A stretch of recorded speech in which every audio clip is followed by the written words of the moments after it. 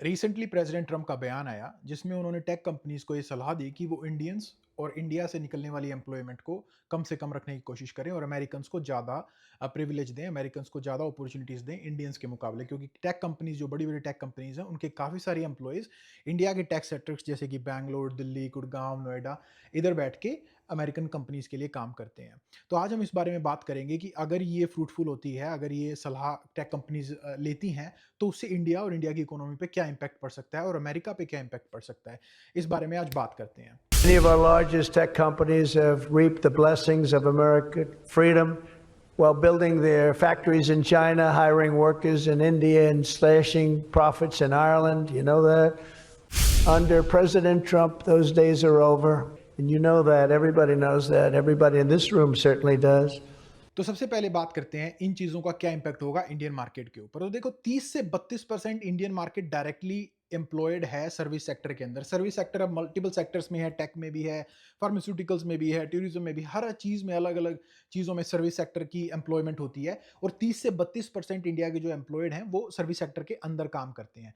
उसके अंदर 13% लोग डायरेक्टली अमेरिकन कंज्यूमर को इंपैक्ट करते हैं, यानी 13% की जो वहां की एम्प्लॉयमेंट है वो डायरेक्टली अमेरिकन कंज्यूमर के कारण है उस सर्विस सेक्टर में। वो 13% लोग फिर जाके इकोनॉमी में पैसा खर्चते हैं, वो खाना भी खरीदते हैं, वो गाड़ी भी खरीदते हैं, कपड़े भी खरीदते हैं, वो रहने के लिए घर भी खरीदते हैं।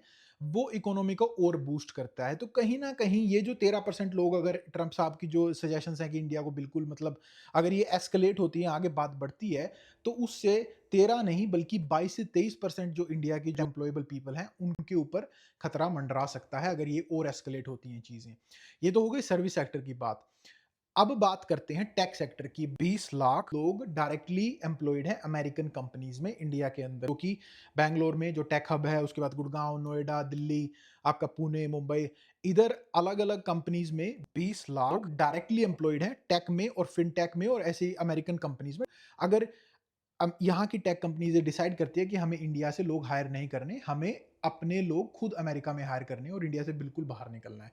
वैसे वो एक रियलिस्टिक सिनेरियो नहीं है, पर ये चीज़ें एस्केलेट होती हैं तो इस बात का एक growing developing country like India जो अभी ग्रो कर रही है, जो अभी डेवलप कर रही है, जिसका डोमेस्टिक सेक्टर काफ़ी स्ट्रांग है, डोमेस्टिक प्रोडक्शन काफ़ी स्ट्रांग है, डोमेस्टिक कंजम्पशन काफ़ी स्ट्रांग है, लेकिन इतने बड़े लेवल पे अगर ऐसी चीज़ें होती हैं तो वो बहुत ज़्यादा डेवास्टेटिंग हो सकती हैं ओवरऑल इकोनॉमी के लिए, क्योंकि इंडिया का 20% एक्सपोर्ट पार्टनर अमेरिका ही है। हालांकि इंडिया का एक्सपोर्ट काफ़ी डाइवर्सिफाइड है, बहुत सारी कंट्रीज को बहुत बड़े लेवल पे एक्सपोर्ट करते हैं, अमेरिका इतना बड़ा पार्टनर नहीं है, लेकिन फिर भी अगर ऐसी चीज़ें एस्केलेट होती हैं और एक काइंड ऑफ ट्रेड वॉर वाली सिचुएशन बनती है, तो ये एस्केलेट होती हैं तो इसमें इंडिया का बहुत ज़्यादा नुकसान है और अमेरिका का भी कुछ नुकसान है अमेरिकन कंपनीज़ का, लेकिन उनके पास बहुत सारे ऑप्शंस हैं।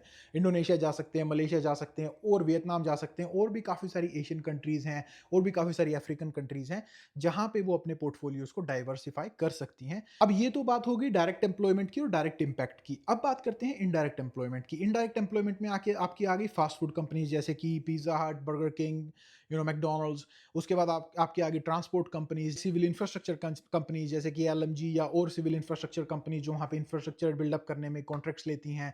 उसके बाद आप पे आ गई गाड़ियों की कंपनी जैसे फोर्ड, शेवरले, अब टेस्ला भी आ गई और भी काफ़ी सारी गाड़ियों की कंपनी। तो कहीं ना कहीं हर सेक्टर में अमेरिकन कंपनीज का इंडिया में बहुत बड़े लेवल पे पार्टिसिपेशन है। ये कंपनीज भी अगर पुल बैक करना शुरू कर देती हैं तो इनडायरेक्ट इंपैक्ट भी कम से कम भी इंडिया की 4 से 5% overall employed population, overall employed labour force को इंपैक्ट कर सकती हैं। तो चलो अब बात करते हैं इंडिया के फायदे की और अमेरिका के नुकसान की।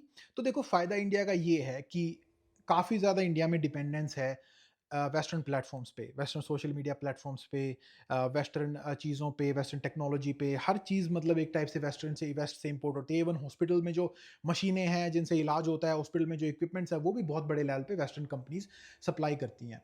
तो देखो, इंडिया का तो बहुत बड़े लेवल पे नुकसान है, लेकिन एक चीज़ अच्छी ये होगी कि इंडिया को दबाव पड़ जाएगा इंडिया के ऊपर अपने आप को इनोवेट करने का, अपने आप को इस चीज़ से बाहर निकालने का और अपने आप खुद ब खुद अपनी चीज़ें डिज़ाइन करने का, बनाने का और खुद ब खुद अपनी चीज़ों को प्रोड्यूस करने का एक डोमेस्टिक मार्केट के अंदर। तो सेल्फ रिलायंस एक टाइप से बढ़ जाएगी। दूसरी चीज़ है जो H1B वाला सिस्टम है, जिसमें H1B में लोग यहाँ पे आते हैं और जो काफ़ी सारा और भी सिस्टम्स है जैसे स्टूडेंट वीज़ा और काफ़ी सारे और प्रोग्राम्स हैं जिसके थ्रू बिज़नेस वाले लोग या H1B लोग यहाँ पे ट्रैवल करते हैं। वो भी सिस्टम एक टाइप से कम हो जाएगा। तो ब्रेन ड्रेन जिस जो बोलते हैं, काफ़ी सारे वहाँ के स्किलफुल लोग जो यहाँ पे आते हैं, वो भी एक टाइप से रुक जाएगा और वो जो ब्रेन ड्रेन जो हो रहा है, वो कहीं न कहीं इंडियन इकोनॉमी को थोड़े बहुत लेवल पे बेनिफिट करेगा, अगर इंडिया में आगे-आगे अपॉर्च्युनिटीज़ बढ़ती हैं तो। तो वो भी एक है। उसके बाद काफ़ी बड़े लेवल पे आप देखेंगे कि डोमेस्टिक प्लेटफ़ॉर्म्स यानी कि डोमेस्टिक सोशल मीडिया प्लेटफ़ॉर्म्स भी क्रिएट हो सकते हैं, जिनके कारण डोमेस्टिक इनोवेशन का और डोमेस्टिक एक मार्केट बड़ी होती है। जैसे आप चाइना ने अपने डोमेस्टिक प्लेटफ़ॉर्म्स क्रिएट किए हैं, ऐसे इंडियंस भी अपने डोमेस्टिक प्लेटफ़ॉर्म क्रिएट कर सकते हैं और अपना जो डेटा है, वो अपने देश के अंदर रख सकते हैं, अपनी इन्फॉर्मेशन और अपना यूज़र बेस और अपनी ह्यूमन कैपिटल को अपने देश के अंदर रख सकते हैं। तो उससे बहुत बड़ा फ़ायदा हो सकता है इंडिया का, अगर ये चीज़ें एस्केलेट होती हैं और अमेरिका एकदम से इंडिया को कट ऑफ कर देता है। उसके बाद अमेरिका को इससे क्या नुकसान है? देखो, अमेरिका को कोई मटेरियली इतना बड़ा नुकसान नहीं है, क्योंकि इनके पास बहुत सारे ऑप्शंस हैं जहाँ पे ये डाइवर्सिफ़ाई कर सकते हैं। लेकिन एक ह्यूमन कैपिटल यानी कि जो ह्यूमन स्किल्स है, जो ये इंडिया से यूज़ कर पाते हैं चीप में, और जो इंडिया के अंदर जो काफ़ी ज़्यादा स्मार्ट लोग भी रहेंगे और काफ़ी ज़्यादा स्किल्स वाले लोग भी रहेंगे, उसका कहीं न कहीं डिवॉइड हो जाएँगे। वो कहीं न कहीं कमी पेशी दिखने लगेगी कई सेक्टर्स में, जैसे ख़ास करके टेक सेक्टर में। वो बहुत बड़ी कॉस्ट है। उसके बाद काफ़ी बड़ी मार्केट है इंडिया, इतनी बड़ी मार्केट है, ऑलमोस्ट अ बिलियन पीपल। तो वो भी काफ़ी बड़ा नुकसान है यहाँ की कंपनीज़ को, जो वो ईज़िली हज़म नहीं कर पाएँगे अगर वो ऐसा सिचुएशन क्रिएट होती है।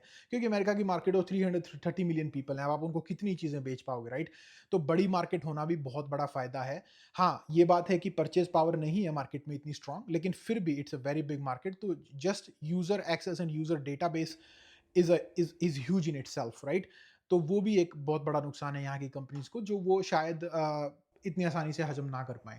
तो काफ़ी सारे नुकसान और फ़ायदे दोनों तरफ हैं, लेकिन इंडिया को बहुत बड़े लेवल पे नुकसान हो सकता है वहाँ की इकोनॉमी को, क्योंकि डेवलपिंग इकोनॉमी है, और अगर ऐसी चीज़ें होती हैं तो काफ़ी काफ़ी ज़्यादा अनएम्प्लॉयमेंट, काफ़ी ज़्यादा अनस्टेबिलिटी और काफ़ी ज़्यादा गरीबी वहाँ पे हो सकती है, जो कि आज टेक सेक्टर के कारण या आज अमेरिकन कंपनीज़ के कारण या वेस्टर्न कंपनीज़ के कारण जो नहीं है आज के टाइम पे, जो काफ़ी ज़्यादा सिचुएशन अच्छी है बड़े-बड़े शहरों में, वो चीज़ काफ़ी ख़राब हो सकती है अगर ये चीज़ें एस्केलेट होती हैं और फ्यूशन की तरफ जाती हैं।